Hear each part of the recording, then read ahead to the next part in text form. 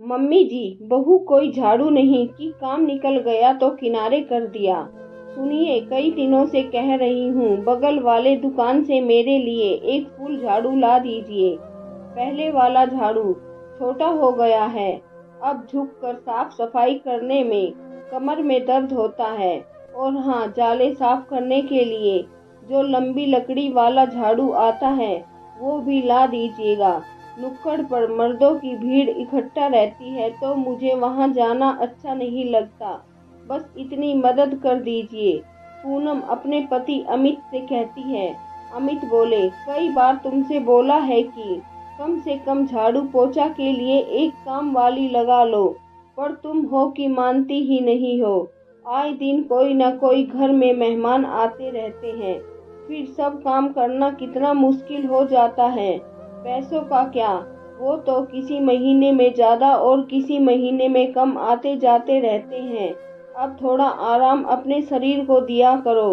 घर के काम कम नहीं होते, पर तुम औरतों को खुद पर दया भी नहीं आती। अब तुम ही बताओ, इससे ज्यादा मैं तुम्हारी मदद क्या करूं? कहो तो झाड़ू भी लगा दूं। पूनम बोली, ना बाबा ना, पाप लगाओगे क्या?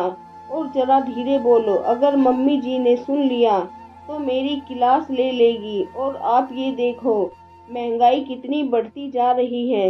आपको क्या लगता है काम वाली कम पैसे लेती है? अरे झाड़ू पोछा बर्तन के लिए भी 3 से 4 हजार रुपए लेती है। अमित बोले, 4 हजार बचा कर क्या कर लोगी? कहीं 4 हजार बचाने के चक्कर में दवाइयों में 40 हजार ना खर्च हो जाए। पूनम बोली, शुभ शुभ बोलिए, उतने पैसे बचाकर मैं क्यों ना बबलू को ट्यूशन लगा दूं। वैसे भी घर का काम करने में मेरा भी व्यायाम हो जाता है। और बस आप झाड़ू ला देना। इतना कहकर पूनम रसोई की तरफ चली गई। अगले दिन कोचिंग सेंटर जाने से पहले अमित पूनम के लिए दोनों झाड़ू लाया। तभी उसकी सास विमला जी बोली, अरे अमित, झाड़ू तो घर में है, फिर नया झाड़ू लाने की क्या जरूरत है? वैसे भी झाड़ू हम दिवाली के समय लाते हैं। अब तुम्हारे घर में ना तो इतनी गंदगी होती है और ना ही इतने पैसे हैं कि साल में एक झाड़ू खत्म हो जाता है। अमित कुछ कहता उससे पहले पूनम बोली, ले आए, बहुत अच्छा किया। बबलू स्कूल चला जाएगा, फिर आज घर की अच्छे से सफाई करूंगी। क्या नहीं रे, फिर थोड़ा झुक कर झाड़ू लगा लोगी तो क्या बिगड़ जाएगा? मेरा बेटा ट्यूशन पढ़ाकर कमाई करता है और तुम उसे झाड़ू में खर्च कर रही हो। पूनम कुछ कहती उससे पहले अमित बोला, माँ आप भी हद करती हैं। आप तो ऐसे कह रही हैं जैसे झाड़ू नहीं उसने मुझसे हार मंगाया है। चलो पूनम, मुझे नाश्ता दे दो, वरना मैं लेट हो जाऊंगा। इतना कहकर उसने बात को वहीं खत्म कर दिया। अमित और बबलू के जाने के बाद पहले पूनम ने नए झाड़ू को सड़क के किनारे अच्छे से झाड़ा, ताकि उसका भूसा निकल जाए, वरना घर में हर जगह नए झाड़ू का भूसा ही भूसा नजर आता। फिर अच्छे से पूनम ने साफ सफाई की। फिर झाड़ू को घर के एक कोने में रख दिया। सारा काम हो गया तो पूनम पंखे के नीचे बैठकर अपने आंचल से पसीना पोंछ रही थी। तभी विमला जी आई और बोली, बहू, अब ये झाड़ू कम से कम दिवाली तक चलाना। दिवाली से पहले नया झाड़ू नहीं खरीदना। झाड़ू में लक्ष्मी जी का वास होता है। वैसे कहाँ रखा तुमने झाड़ू को? पूनम बोली, मम्मी जी, झाड़ू को तो मैंने दरवाजे के पीछे रख दिया है। और अगर झाड़ू टूट जाए तो क्या उसे दिवाली से पहले नहीं ले सकते? अरे जरूरी है लक्ष्मी जी को दिवाली में ही बुलाना, उससे पहले भी तो वो हमारे घर आ सकती है। इतना कहकर वो मुस्कुराकर अपने कमरे में नहाने चली गई। समय के साथ साथ विमला जी और पूनम की नोक-झोंक और टोका टाकी चलती रही। अमित अच्छे मेधावी छात्र थे, परंतु सरकारी नौकरी न मिलने के कारण उसने एक कोचिंग सेंटर में ट्यूशन पढ़ाने का काम लिया। अब उसी से घर बार चलता था। पूनम कुछ करती नहीं, परंतु अपने तरीके से वो पति की पूरी मदद करने की कोशिश करती थी। समय बीता। एक रोज विमला जी ने कहा, बेटा अमित, इस बार गर्मी बहुत पड़ रही है तो मैं सोच रही हूँ रमा बेटी को यहाँ बुला लेती हूँ। अमित बोले, माँ, पर वो तो हर साल भाई दूज पर आती है और गर्मी तो हर साल हर जगह पर रही है। यहाँ कौन सी बर्फ गिर रही है। विमला जी बोली, अपनी पत्नी के लिए अगर कुछ करना पड़े तब तो तुम्हारा मुंह नहीं बनता। बहन को 1 महीने के लिए बुला क्या रही हूँ, तुम्हारे पसीने छूटने लगे। अमित बोला, माँ आप जानती हैं हमारे घर में कोई काम करने वाली नहीं लगी हुई और गर्मी इतनी प्रचंड पड़ रही है कि घर का काम करना पूनम के लिए भारी पड़ रहा है। ऊपर से आप मेहमानों को बुलाना चाहती हैं। 2 ही कमरे में एसी लगा है। अब आप बताइए सब इंतजाम कैसे होगा। तभी पूनम आई और धीरे से बोली, जब मम्मी जी का मन है तो बुलाने दीजिए, हम सब मिलजुल कर काम कर लेंगे।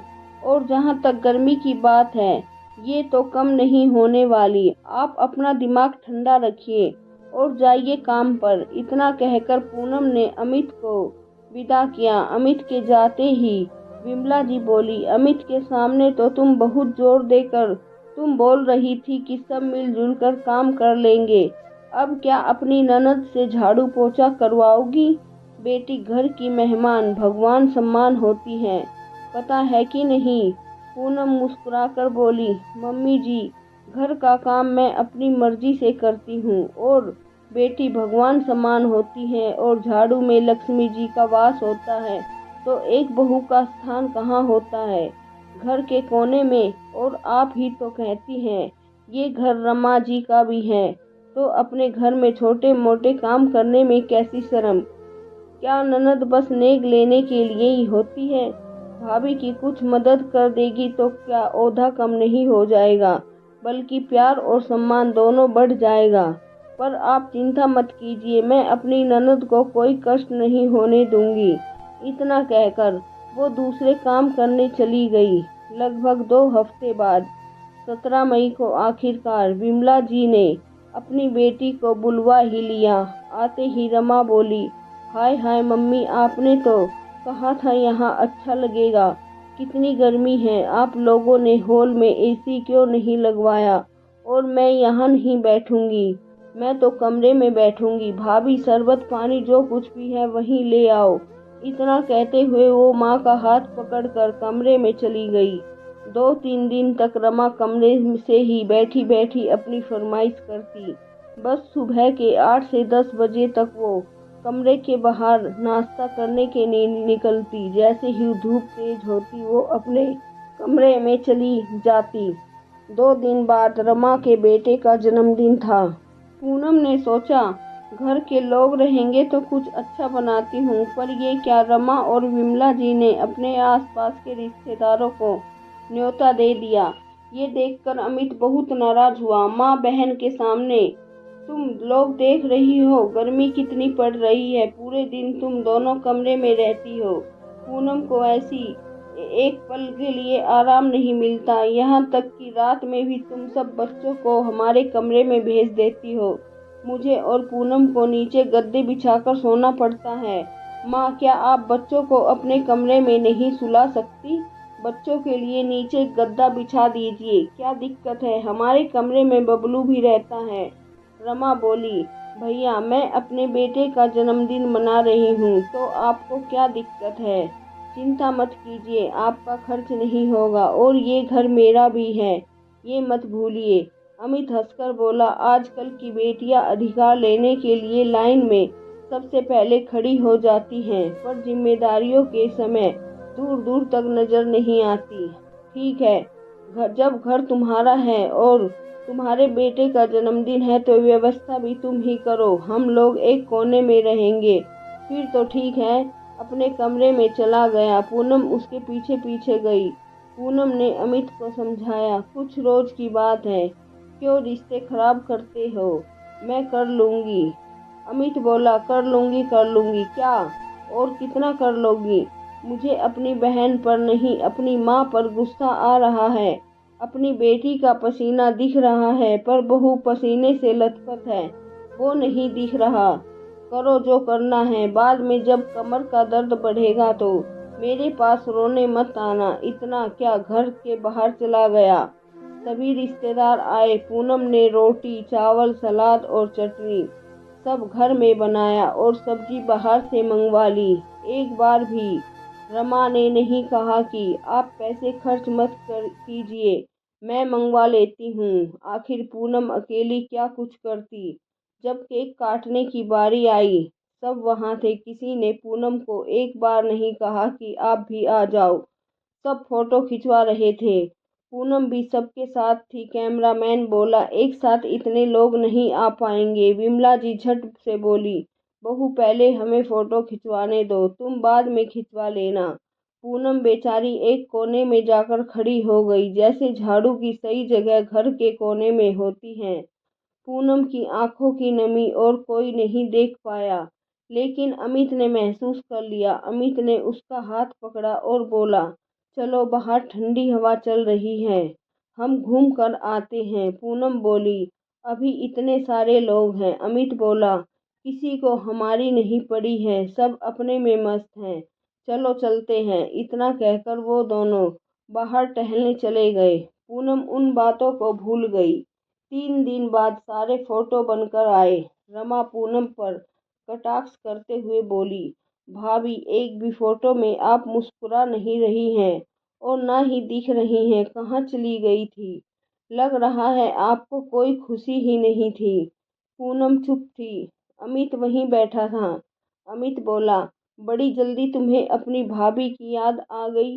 उस रोज तो जब तक खाना बनाना और खिलाना था, तुम भाभी को ढूंढ रही थी। उसके बाद तुम्हें अपनी भाभी की एक बार भी चिंता नहीं हुई कि सबके साथ उसे भी पूछ ले।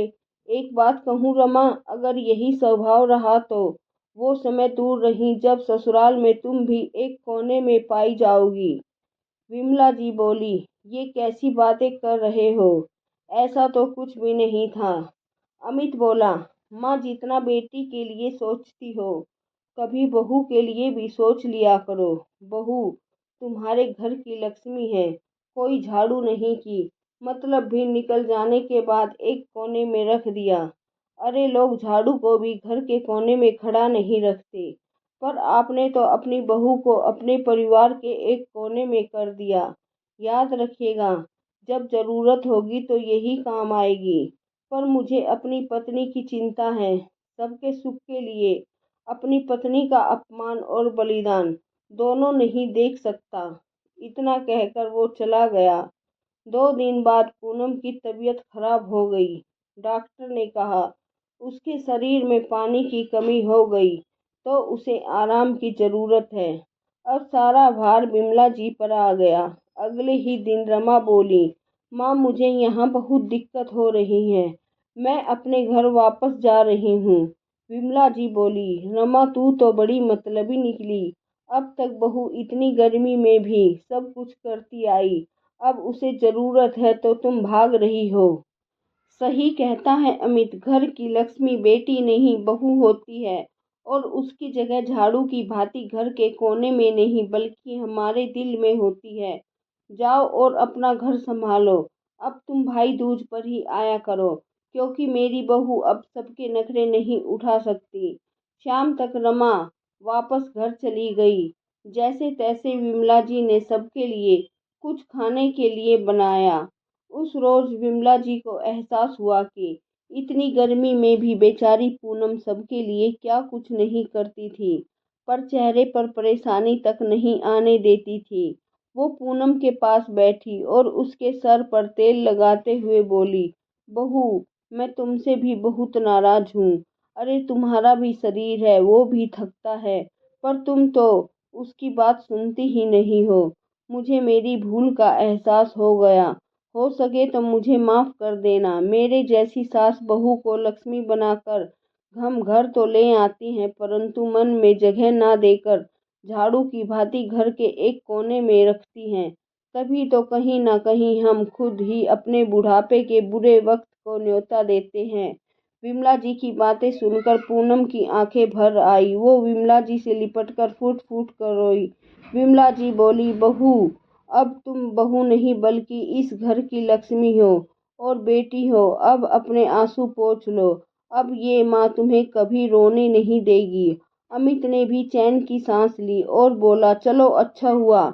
रमा के बुरे बर्ताव के कारण कम से कम माँ की आंखें तो खुल गई। अब उन्हें लक्ष्मी और झाड़ू के बीच का भेद का पता चल गया। अंत भला सो सब भला। अमित इतना कहते हैं, सब हंसने लगते हैं। मित्रों, झाड़ू को घर के किसी एक कोने में हम खड़ा नहीं रखते, सच है या झूठ, पर लोग कहते हैं कि इससे मनमुटाव और झगड़े कलेश होते हैं। जब हम झाड़ू को इतनी इज्जत देते हैं कि उसे सही जगह रखते हैं, तो घर की बहू को कितनी इज्जत मिलनी चाहिए। क्या कभी आपने सोचा है? आपको ये कहानी कैसी लगी? अपने अनुभव और विचार कमेंट द्वारा मेरे साथ साझा करें।